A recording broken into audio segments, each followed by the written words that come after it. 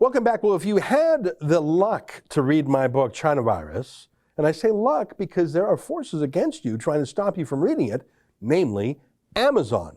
Blocked the book twice. And by the way, they're blocking my audio book now. I haven't made a big fuss about it because I'm hoping we can resolve it. But it's been more than a month since we uploaded my audiobook and they refused to print it.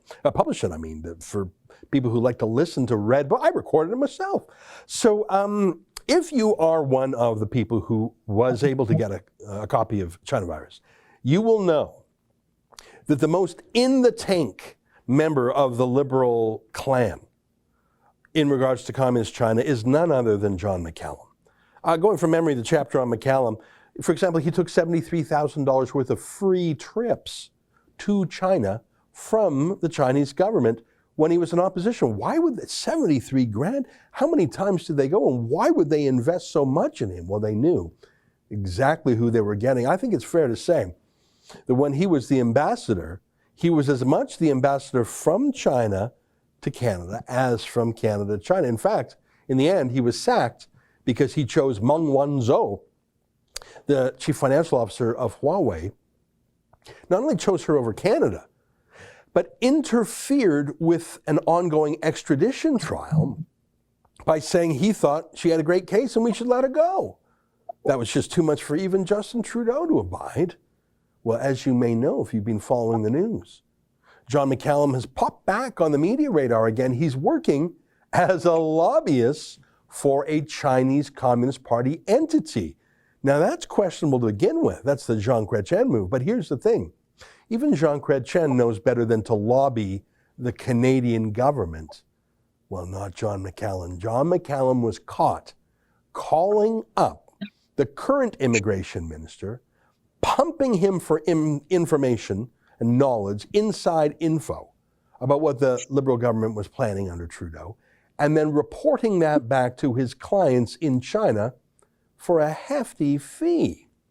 Well, we don't just report the news and give you our opinions on it. Sometimes we try to change the news, especially something as gross as this.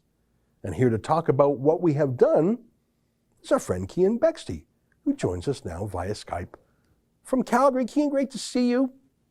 Good to see you too, Ezra. Well, you launched a new campaign this week called Chinese Lobbyist.com. That is, yes. I'm sure the RCMP code name for John McCallum, and if it's not, it should be. Tell me a little bit about ChineseLobbyist.com and the letter we had a law firm prepare. Yeah. So basically, the crux of it is John McCallum chose China over Canada, and in doing so, he broke a few laws in Canada, mainly the Lobbying Act, from what we can tell. John McCallum, who now works for the Weilian Group, which is this immigration industry firm in China, which specializes in bringing Chinese oligarchs' children to Canada and to Europe and all these other places.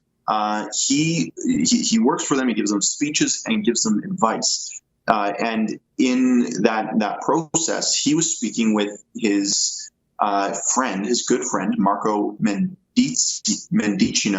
the Minister of Immigration here in Canada, who replaced the last few that have sort of separated him and John McCallum. There was a bit of a relationship there. John McCallum has a history in that department, and they had a conversation that they kept completely off the record. We searched for all of the, even though Marco and McCallum both admitted to the conversation happening, when we A-tipped it, it came back empty. There was nothing. There was no record. Just for folks who don't know the lingo, that's an access to information request. So we requested all government records of that communication. By the way, no cabinet minister takes a meeting, phone call, or other official event without it being logged in some way. So the fact that this access to information request came back empty showed they were scrubbing things or doing this on the down low. Yeah, that's exactly what the conclusion that I reached. It's a very strange situation, and just the very fact that he was lobbying and having a conversation with that minister is maybe illegal, which is why we drafted this letter with all of the evidence that we compiled and sent that to the lobbying commissioner. We did this not just because we've done it sort of with the We Charity, trying to get the CRA to look into their charitable status. And people told us that they were really interested in us doing that kind of work. But Justin Trudeau shut down the opposition. He shut down Parliament, and the Conservative Party, the opposition, was actually interested in this just a little bit ago.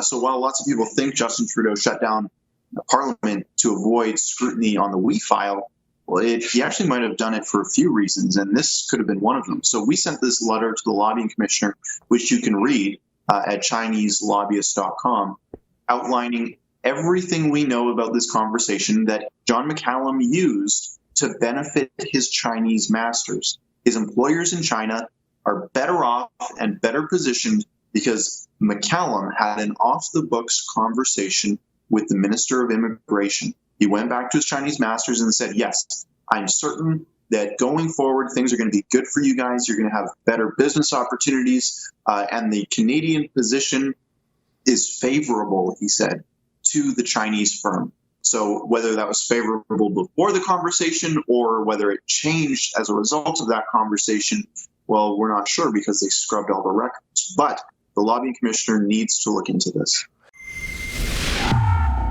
That's an excerpt from my daily show, The Ezra Levant Show. Every day I do a monologue on the news of the day, then I interview an interesting guest, and then I read my hate mail. You gotta subscribe.